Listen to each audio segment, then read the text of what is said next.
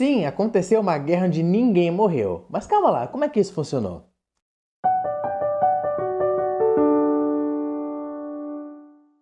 Olá, meu nome é Ângelo Fried e esse é mais um Conhecendo o Livro de Mormon em 5 minutos.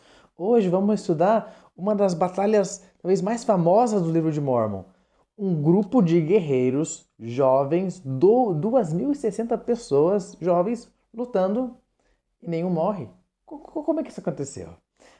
Quando a gente pensa em 2.000 jovens guerreiros e quando nossas mães ou a gente vê as imagens da igreja, a gente pensa nesse tipo de gente. Um bração, marombão gigantesco. Mas na verdade, a gente vê que os pais deles fizeram convênios 13 anos atrás. E diz que na época eles eram tão jovens que eles não tinham, não podiam fazer convênio. Então, na minha cabeça, eu imagino que eles tinham o quê? Uns 4, 5 anos, por aí. Então, se passou 13 anos, eles deviam ter o quê? 17, 18, 20, máximo ali, dá 21, talvez. Então, para mim, é mais ou menos que de 14 a 21 anos de idade eles tinham. A idade dos jovens de hoje em dia. Então, claro que tem alguns jovens que são, né, bem fortes, mas a maioria é fraquinho, né, fino, que nem eu, assim. Até minha voz travou. Mas isso não interessava tanto. Por quê? Porque eles tinham fé, eles tinham coragem. Diz lá no capítulo, no versículo 47, que eles nunca tinham lutado.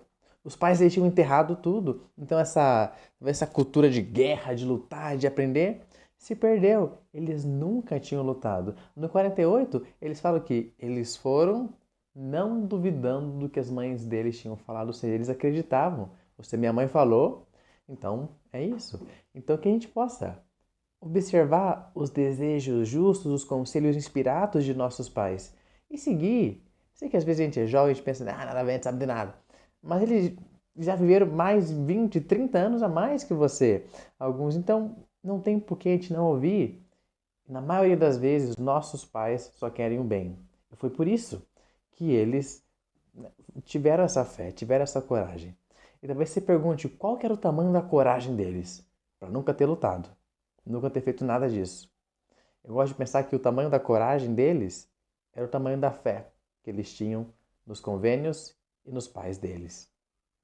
No versículo 21 e também no versículo 40, fala sobre o tipo de obediência que eles tiveram. No versículo 21 fala que eles obedeceram com exatidão. E no 40 fala que eles obedeceram continuamente os estatutos do Senhor, ou seja, os mandamentos. E pergunto, o que significa obedecer com exatidão ou obedecer continuamente?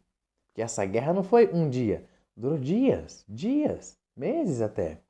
Então, talvez a gente pense, nossa, eu preciso ser fanático, fazer tudo certinho.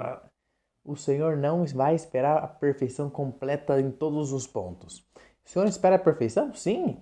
Ele fala que nós temos que ser perfeitos como Ele é perfeito. Mas talvez a gente não vai conseguir ser perfeito em todas as coisas. A gente pode ser perfeito em uma coisa, um mandamento.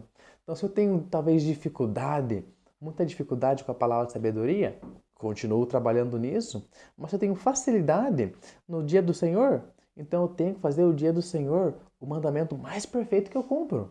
Então, o Senhor espera que de passo a passo a gente consiga se tornar perfeito. Lembrando, obedecer com exatidão não significa fanatismo. O Senhor não gosta de fanáticos. O Senhor gosta tudo na medida. Por isso que Ele espera que nós sejamos temperantes, ou seja, que nós temos temperança nas coisas que a gente age. Temperança é o quê? Você pensa, nossa, tá piorando aqui a situação. Temperança, pensa num ovo. Eu gosto muito desse exemplo. Pensa num ovo. Você frita o ovo e não coloca sal. Para mim, péssimo.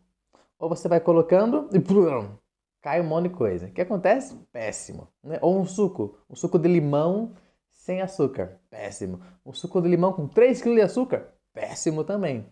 O Senhor quer o quê? Que a gente coloque na medida. Isso é obedecer com exatidão.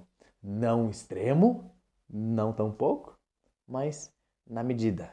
É isso que Ele espera. E se a gente confia nos nossos pais, confia no Senhor, a gente obedece continuamente os mandamentos de Deus, a gente vai ser abençoado. Talvez a gente pense, nossa, isso é muito impossível de acontecer. Talvez eles pensavam isso. Mas nada é impossível para Deus. Se a gente confia, se a gente guarda os mandamentos, Ele sim ou sim vai nos abençoar. Esse é o vídeo de hoje, pessoal, e até a próxima.